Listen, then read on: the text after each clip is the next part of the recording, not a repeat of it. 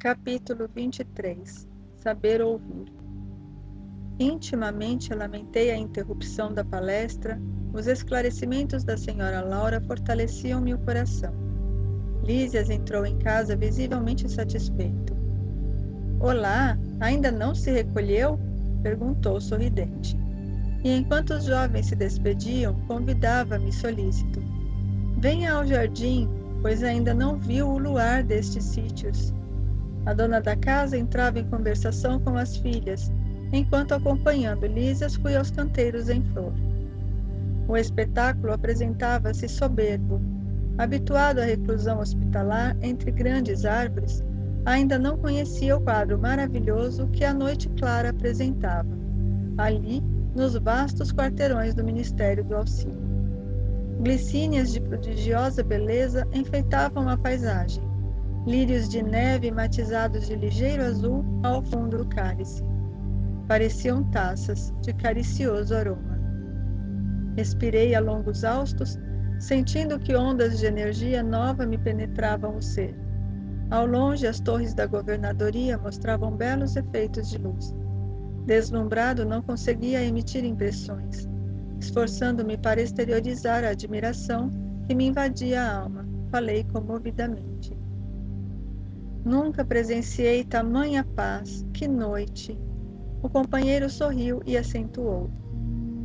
Há compromisso entre todos os habitantes equilibrados da colônia, no sentido de não se emitirem pensamentos contrários ao bem. Dessarte, o esforço da maioria se transforma numa prece quase perene. Daí nasceram as vibrações de paz que observamos. Após enlevar-me na contemplação do quadro prodigioso, como se estivesse bebendo a luz e a calma da noite, voltamos ao interior, onde Lísia se aproximou de pequeno aparelho postado na sala, à maneira de nossos receptores radiofônicos. Aguçou-se-me a curiosidade. Que iríamos ouvir? Mensagens da Terra? Vindo ao encontro de minhas interrogações íntimas, o amigo esclareceu. Não ouviremos vozes do planeta.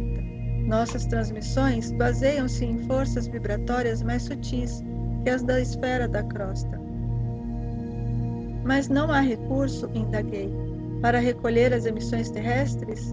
Sem dúvida que temos elementos para fazê-lo, em todos os ministérios. Entretanto, no ambiente doméstico, o problema de nossa atualidade é essencial. A programação do serviço necessário, as notas da espiritualidade exterior e os ensinamentos elevados vivem agora, para nós outros, muito acima de qualquer cogitação terrestre. A observação era justa, mas habituado ao apego doméstico, inquiri de pronto. Será tanto assim? E os parentes que ficaram à distância, nossos pais, nossos filhos? Já esperava essa pergunta. Nos círculos terrestres, somos levados muitas vezes a viciar as situações. A hipertrofia do sentimento é mal comum de quase todos nós. Somos por lá velhos prisioneiros da condição exclusivista. Em família, isolamo-nos frequentemente no cadinho do sangue e esquecemos o resto das obrigações. Vivemos distraídos dos verdadeiros princípios da fraternidade. Ensinamo-los a todo mundo, mas em geral, chegado o momento do testemunho, somos solidários apenas com os nossos. Aqui, porém, meu amigo, a medalha da vida apresenta outra face.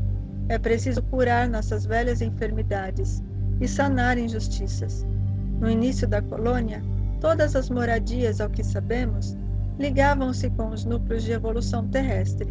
Ninguém suportava a ausência de notícias da parentela comum. Do Ministério de Regeneração e da Elevação, vivia-se em constante guerra nervosa. Boatos assustadores perturbavam as atividades em geral, mas precisamente há 2 séculos, um dos generosos ministros da União Divina compelia a governadoria a melhorar a situação. O ex-governador era talvez demasiadamente tolerante. A bondade desviada provoca indisciplinas e quedas. E, de quando em quando, as notícias dos afeiçoados terrestres punham muitas famílias em polvorosa. Os desastres coletivos no mundo, quando interessassem algumas entidades em nosso lar, eram aqui verdadeiras calamidades públicas. Segundo o nosso arquivo, a cidade era mais um departamento do umbral que propriamente zona de refazimento e instrução. Amparado pela união divina, o governador proibiu o intercâmbio generalizado. Houve luta, mas o ministro generoso, que incrementou a medida, valeu-se do ensinamento de Jesus, que manda os mortos enterrarem seus mortos, e a inovação se tornou vitoriosa em pouco tempo. Entretanto, objetei, seria interessante colher notícias dos nossos amados em trânsito na terra. Não daria isso mais tranquilidade à alma? Lísias, que permanecia junto ao receptor, sem ligá-lo, como interessado em me fornecer explicações mais amplas, acrescentou: observe a si mesmo, a fim de ver se valeria a pena. Está preparado, por exemplo, para manter a precisa serenidade, esperando com fé e agindo com os preceitos divinos, em sabendo que um filho de seu coração está caluniado ou caluniando? Se alguém o informasse agora de que um dos seus irmãos consanguíneos foi hoje encarcerado como criminoso, teria bastante força para conservar-se tranquilo? Sorri desapontado. Não devemos procurar notícias dos planos inferiores, prosseguiu solícito, senão para levar auxílios justos. Convenhamos, porém, que a criatura alguma auxiliará com justiça, experimentando desequilíbrios do sentimento e do raciocínio. Por isso é indispensável a preparação conveniente, antes de novos contatos com os parentes terrenos. Se eles oferecessem campo adequado ao amor espiritual, o intercâmbio seria desejável, mas a esmagadora percentagem de encarnados não alcançou ainda, nem mesmo o domínio próprio, e vive às tontas, nos altos e baixos das flutuações de ordem material. Precisamos, embora as dificuldades sentimentais, evitar a queda nos círculos vibratórios inferiores. Contudo, evidenciando minha teimosia caprichosa, indaguei: mas Lísias, você que tem um amigo encarnado, qual seu pai, não gostaria de comunicar-se com ele? Sem dúvida, respondeu bondosamente. Quando merecemos essa alegria, visitamo-lo em sua nova forma, verificando-se o mesmo quando se trata de qualquer expressão de intercâmbio entre ele e nós. Não devemos esquecer, portanto, que somos criaturas falíveis. Necessitamos, pois, recorrer aos órgãos competentes que determinem a oportunidade ou o merecimento exigidos. Para esse fim, temos o Ministério da Comunicação. Acresce notar que da esfera superior é possível descer à inferior com mais facilidade. Existem, contudo, certas leis que mandam compreender devidamente os que se encontram nas zonas mais baixas. É tão importante saber falar como saber ouvir. Nosso lar vivia em perturbações, porque, não sabendo ouvir, não podia auxiliar com êxito, e a colônia transformava-se frequentemente em campo de confusão. Calei-me, vencido pelo argumento ponderoso, e, enquanto me conservava em silêncio, o enfermeiro amigo abriu o controle de recepção sob meus olhos curiosos. Capítulo 24. O impressionante apelo. Ligado o receptor, suave melodia derramou-se no ambiente, embalando-nos em harmoniosa sonoridade. Vendo-se no espelho da televisão a figura do locutor no gabinete de trabalho. Daí a instantes começou ele a falar. Emissora do posto 2 de Moradia, continuamos a irradiar o apelo da colônia em benefício da paz na terra. Concitamos os colaboradores de bom ânimo a congregar energias no serviço de preservação do equilíbrio moral nas esferas do globo. Ajudai-nos, quantos puderem ceder algumas horas de cooperação nas zonas de trabalho que ligam as forças obscuras do umbral à mente humana. Negras falanges da ignorância, depois de espalharem os fachos incendiários da guerra na Ásia, cercam as nações europeias, impulsionando-as a novos crimes. Nosso núcleo, junto aos demais, que se consagram ao trabalho de higiene espiritual nos círculos mais próximos da crosta, denuncia esses movimentos dos poderes concentrados no mal, pedindo concurso fraterno e auxílio possível. Lembrai-vos de que a paz necessita de trabalhadores de defesa. Colaborai conosco na medida de vossas forças, a serviço para todos, desde os campos da crosta às nossas portas. Que o Senhor nos abençoe. Interrompeu-se a voz, ouvindo-se divina música, novamente. A inflexão do estranho convite abalara minhas fibras mais íntimas. Veio Lísias em meu socorro explicando. Estamos ouvindo Moradia, velha colônia de serviços muito ligada às zonas inferiores. Como sabe, estamos em agosto de 1939. Seus últimos sofrimentos pessoais não lhe deram tempo para ponderar sobre a angustiosa situação do mundo. Mas posso afiançar que as nações do planeta se encontram na iminência de tremendas batalhas. Que diz? Indaguei aterrado. Pois não bastou o sangue da última grande guerra? Lísias sorriu, fixando em mim os olhos brilhantes e profundos, como a lastimar em silêncio a gravidade da hora humana. Pela primeira vez o enfermeiro amigo não me respondeu. Seu mutismo constrangera-me. Assombrava-me, sobretudo, a imensidade dos serviços espirituais nos planos de vida nova a que me recolhera, pois havia cidades de espíritos generosos suplicando socorro e cooperação. Apresentara-se a voz do locutor com entonação de verdadeiro SOS. Vira-lhe a fisionomia abatida no espelho da televisão. Demonstrava ansiedade profunda nos olhos inquietos. E a linguagem? Ouvira-lhe nitidamente o idioma português claro e correto. Julgava que todas as colônias espirituais se intercomunicassem pelas vibrações do pensamento. Havia ainda ali tão grande dificuldade no capítulo do intercâmbio? Identificando minhas perplexidades, Lísias esclareceu. Estamos ainda muito longe das regiões ideais da mente pura, tal como na Terra. Os que se afinam perfeitamente entre si podem permutar pensamentos, sem as barreiras idiomáticas, mas de modo geral não podemos prescindir da forma, no lato sentido da expressão. Nosso campo de lutas é imensurável. A humanidade terrestre, constituída de milhões de seres, une-se à humanidade invisível do planeta, que integra muitos bilhões de criaturas. Não seria, portanto, possível atingir as zonas aperfeiçoadas logo após a morte do corpo físico.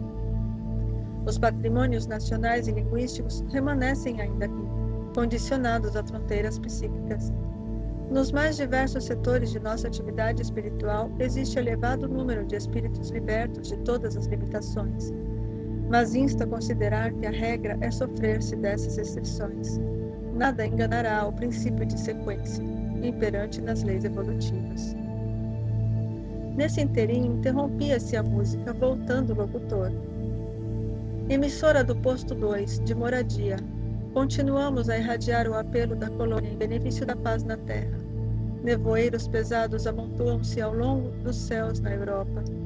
Forças tenebrosas do umbral penetram em todas as direções, respondendo ao apelo das tendências mesquinhas do homem. Há muitos benfeitores devotados lutando com sacrifícios em favor da concórdia internacional nos gabinetes políticos. Alguns governos, no entanto, se encontram excessivamente centralizados, oferecendo escassas possibilidades à colaboração de natureza espiritual.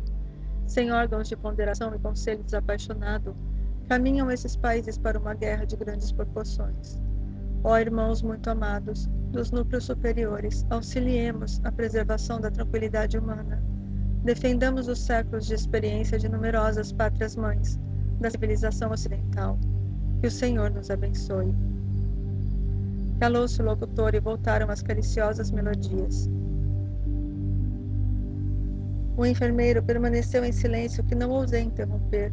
Após 5 minutos de harmonia repousante, a mesma voz se fez novamente ouvir. Emissora do posto 2 de Moradia. Continuamos a irradiar o apelo da colônia em benefício da paz na Terra. Companheiros e irmãos, invoquemos o amparo das poderosas fraternidades da luz, que presidem aos destinos da América. Cooperai conosco na salvação de milenários patrimônios da evolução terrestre. Marchemos em socorro das coletividades indefesas. Amparemos os corações maternais sufocados de angústia. Nossas energias estão empenhadas em vigoroso duelo com as legiões da ignorância. Quanto estiver ao vosso alcance, vinde em nosso auxílio. Somos a parte invisível da humanidade terrestre, e muitos de nós volveremos aos fluidos carnais para resgatar prístinos erros. A humanidade encarnada é igualmente nossa família.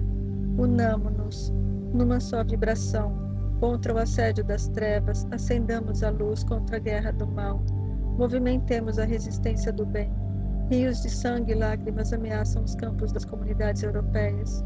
Proclamemos a necessidade do trabalho construtivo. Dilatemos nossa fé, que o Senhor nos abençoe. A essa altura desligou Lísias o aparelho e viu enxugar discretamente uma lágrima que seus olhos não conseguiam conter. Um gesto expressivo falou comovido. Grandes abnegados os irmãos de moradia. Tudo inútil, porém, acentuou triste depois de ligeira pausa. A humanidade terrestre pagará em dias próximos terríveis tributos de sofrimento. Não há, todavia, recurso para conjurar a tremenda catástrofe? Perguntei sensibilizado. Infelizmente, acrescentou Lísias em tom grave e doloroso. A situação geral é muito crítica. Para atender às solicitações de moradia e de outros núcleos que funcionam nas vizinhanças do umbral, reunimos aqui numerosas assembleias. Mas o ministro da União Divina esclareceu que a humanidade carnal, como personalidade coletiva, está nas condições do homem insaciável, que devorou o excesso de substâncias no banquete comum. A crise orgânica é inevitável. Nutriram-se várias nações de orgulho criminoso, vaidade e egoísmo feroz. Experimentam agora a necessidade de expelir os venenos letais. Demonstrando, entretanto, o propósito de não prosseguir no amarguroso assunto, Lísias convidou-me a recolher. Capítulo 25. Generoso alvitre. No dia imediato, muito cedo, fiz leve refeição em companhia de Lísias e familiares. Antes que os filhos se despedissem rumo ao trabalho do auxílio, a senhora Laura encorajou-me o espírito hesitante, dizendo, bem-humorada: já lhe arranjei companhia para hoje. Nosso amigo Rafael, funcionário da regeneração, passará por aqui, a meu pedido. Poderá aceitar-lhe a companhia em direção ao novo ministério. Rafael é a antiga relação de nossa família e apresentá-lo-á, em meu nome, ao ministro Genésio. Não poderia explicar o contentamento que me dominou a alma. Estava radiante. Agradeci, comovido, sem encontrar palavras que definissem meu júbilo. Lísias, por sua vez, demonstrou grande alegria. Abraçou-me efusivamente antes de sair, sensibilizando-me o coração.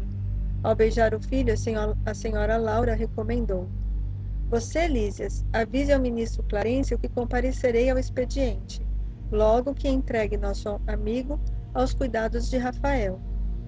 Comovidíssimo, eu não conseguia agradecer tamanha dedicação.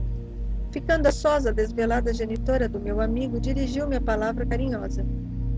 Meu irmão, permita-me algumas indicações para os seus novos caminhos. Creio que a colaboração maternal sempre vale alguma coisa, e já que a sua mãezinha não reside em nosso lar, reivindico a satisfação de orientá-lo neste momento. Gratíssimo, respondi sensibilizado. Nunca saberei traduzir meu reconhecimento à sua atenção. Sorriu a bondosa senhora, acrescentando: estou informada de que pediu trabalho há algum tempo. Sim, esclareci, relembrando as elucidações de Clarencio. Sei, igualmente, que não o obteve de pronto, recebendo mais tarde a necessária autorização para visitar os ministérios que nos ligam mais fortemente à terra.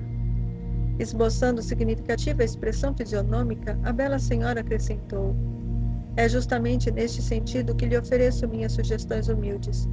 Falo como direito de experiência maior.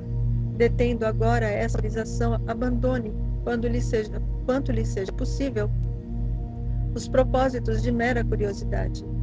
Não desejo personificar a mariposa de lâmpada em lâmpada. Sei que seu espírito de pesquisa intelectual é muito forte. Médico estudioso, apaixonado de novidades e enigmas, ser-lhe-á muito fácil deslizar na posição nova. Não esqueça que poderá obter valores mais preciosos e dignos que a simples análise das coisas. A curiosidade, mesmo sadia, pode ser zona mental muito interessante, mas perigosa, por vezes. Dentro dela, o espírito desassombrado e leal consegue movimentar-se em atividades nobiliantes, mas os indecisos e inexperientes podem conhecer dores amargas, sem proveito para ninguém. Clarencio ofereceu-lhe ingresso nos ministérios, começando pela regeneração. Pois bem, não se limite a observar. Ao invés de albergar a curiosidade, medite no trabalho e atire-se a ele. na primeira ocasião que se ofereça. Surgindo ensejo nas tarefas da regeneração, não se preocupe em alcançar o espetáculo dos serviços nos demais ministérios. Aprenda a construir o seu círculo de simpatias e não ouvide que o espírito de investigação deve manifestar-se após o espírito de serviço. Pesquisar atividades alheias sem testemunhos do bem pode ser criminoso atrevimento. Muitos fracassos nas edificações do mundo originam-se de semelhante anomalia. Todos querem observar, raros se dispõem a realizar. Somente o trabalho digno confere ao espírito o merecimento indispensável a quaisquer direitos novos. O ministério da regeneração está repleto de lutas pesadas, localizando-se ali a região mais baixa de nossa colônia espiritual. Saem de lá todas as turmas destinadas aos serviços mais árduos. Não se considere, porém, humilhado por atender às tarefas humildes. Lembro-lhe que em todas as nossas esferas, desde o planeta até os núcleos mais elevados das zonas superiores, em nos referindo à Terra, o maior trabalhador é o próprio Cristo, e que ele não desdenhou o serrote pesado de uma carpintaria. O ministro Clarencio autorizou-o, gentilmente, a conhecer, visitar e analisar, mas pode, como servidor de bom senso, converter observações em tarefa útil. É possível receber alguém dos que administram, quando peça determinado gênero de atividade reservada, com justiça, aos que muito hão lutado e sofrido no capítulo da especialização. Mas ninguém se recusará a aceitar o concurso do espírito de boa vontade que ama o trabalho pelo prazer de servir. Meus olhos estavam úmidos. Aquelas palavras pronunciadas com meiguice maternal caíam-me no coração como bálsamo precioso. Poucas vezes sentira na vida tanto interesse fraternal pela minha sorte. Semelhante conselho calava-me no fundo d'alma, e como se desejasse temperar com amor os criteriosos conceitos, a senhora Laura acrescentou com inflexão carinhosa: a ciência de recomeçar é das mais nobres que nosso espírito pode aprender. São muito raros os que a compreendem nas esferas da crosta. Temos escassos exemplos humanos nesse sentido. Lembremos, contudo, o de Paulo de Tarso, doutor do Sinédrio, esperança de uma raça pela cultura e pela mocidade, alvo de geral atenção em Jerusalém, que voltou um dia ao deserto para recomeçar a experiência humana, como tecelão rústico e pobre. Não pude mais, tomei-lhe as mãos como filho agradecido e cobri-as do pranto jubiloso que me inundava o coração. A genitora de Lísias, agora de olhos fixos no horizonte, murmurou: muito grata, meu irmão. Creio que você não veio a esta casa atendendo ao mecanismo da casualidade. Estamos todos entrelaçados em teia de amizade secular. Brevemente voltarei ao círculo da carne. Entretanto, continuaremos sempre unidos pelo coração. Espero vê-lo animado e feliz antes da minha partida. Faça desta casa a sua habitação. Trabalhe e anime-se, confiando em Deus.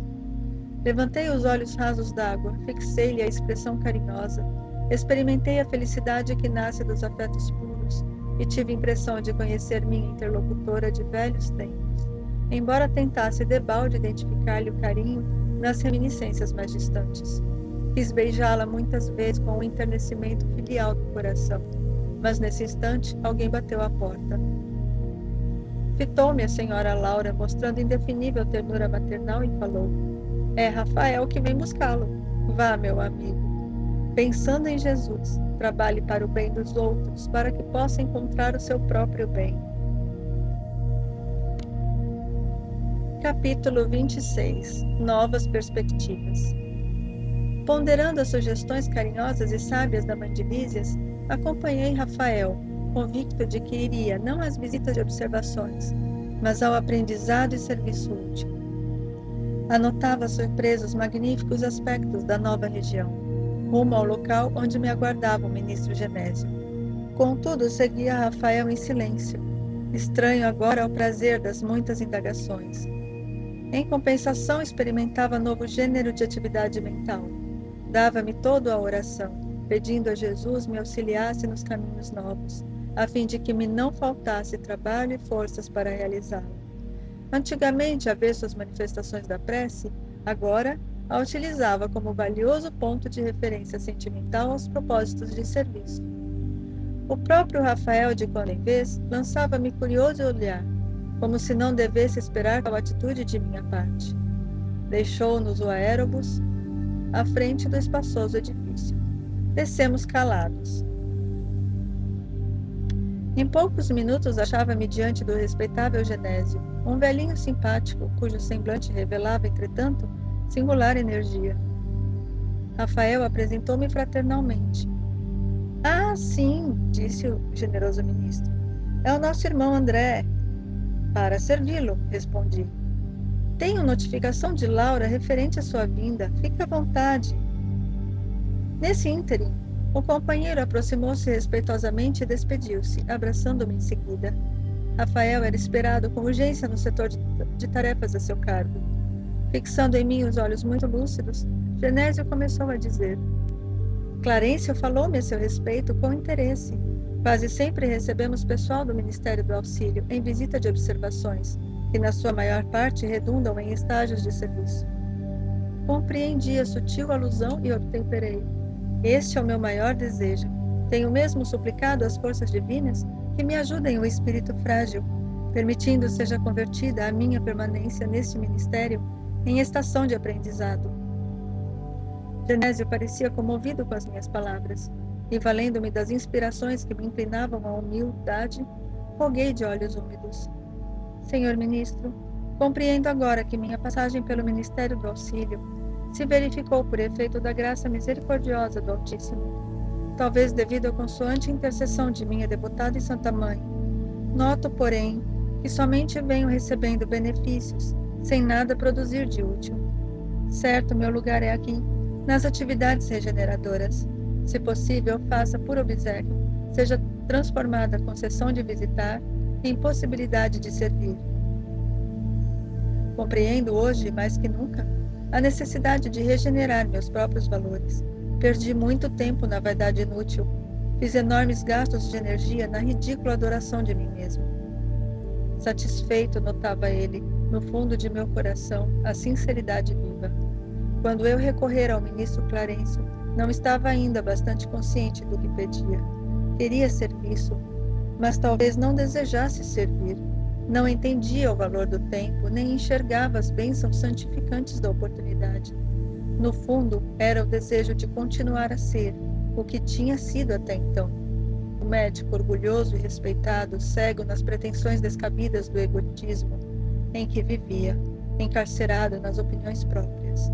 No entanto, agora, diante do que vira e ouvira, compreendendo a responsabilidade de cada filho de Deus na obra infinita da criação, punha nos lábios quanto possuía de melhor. Era sincero, enfim. Não me procurava o gênero da tarefa, procurava o conteúdo sublime do espírito de serviço. O velhinho fitou-me surpreendido e perguntou: É mesmo você o ex-médico? Sim, murmurei acanhado. Genésio calou por momentos como buscando resolução para o caso, dizendo então: Louvo seus propósitos e peço igualmente ao Senhor o conserve nessa posição digna. E como que preocupado em levantar meu ânimo e acender-me no espírito novas esperanças, acentuou: Quando o discípulo está preparado, o pai envia o instrutor. O mesmo se dá relativamente ao trabalho. Quando o servidor está pronto, o serviço aparece. O meu amigo tem recebido enormes recursos da providência. Está bem disposto à colaboração, compreende a responsabilidade, aceita o dever. Tal atitude é sumamente favorável à concretização dos seus desejos, nos círculos carnais. Costumamos felicitar um homem quando ele atinge prosperidade financeira ou excelente figuração externa. Entretanto, aqui a situação é diferente. Estima-se a compreensão, o esforço próprio, a humildade sincera. Identificando minha ansiedade, concluiu: É possível obter ocupações justas, por enquanto, porém, é preferível que visite, observe, examine. E logo, ligando-se ao gabinete próximo, falou em voz alta: Solicito a presença de Tobias, antes que se dirija às câmaras de retificação. Não se passaram muitos minutos e assomou à porta um senhor de maneiras desembaraçadas. Tobias, explicou Genésio, atencioso. Aqui tem um amigo que vem do Ministério do Auxílio em tarefa de observação. Creio de muito proveito para ele o contato com as atividades das câmaras retificadoras. Estendi-lhe a mão, enquanto o desconhecido correspondia, afirmando gentil: às suas ordens. Conduza-o, prosseguiu o ministro, evidenciando grande bondade. André precisa integrar-se no conhecimento mais íntimo de nossas tarefas. Faculte-lhe toda a oportunidade de que possamos dispor. Prontificou-se Tobias, revelando a maior boa vontade. Estou de caminho, acrescentou ele bem-humorado. Se deseja acompanhar-me? Perfeitamente, respondi satisfeito. O ministro Genésio abraçou-me comovido com palavras de animação. Segui Tobias resolutamente. Atravessamos largos quarteirões, onde numerosos edifícios me pareceram colmeias de serviço intenso. Percebendo minha silenciosa indagação, o novo amigo esclareceu.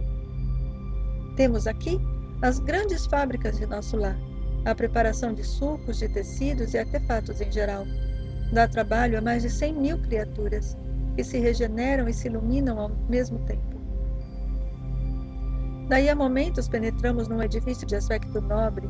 Servidores numerosos iam e vinham. Depois de extensos corredores, deparou-se-nos vastíssima escadaria, comunicando com os pavimentos inferiores. Desçamos, disse Tobias em tom grave. E notando minha estranheza, explicou solícito. As câmaras de retificação estão localizadas nas vizinhanças do umbral. Os necessitados que aí se reúnem não toleram as luzes, nem a atmosfera de cima, nos primeiros tempos de moradia em nosso lar.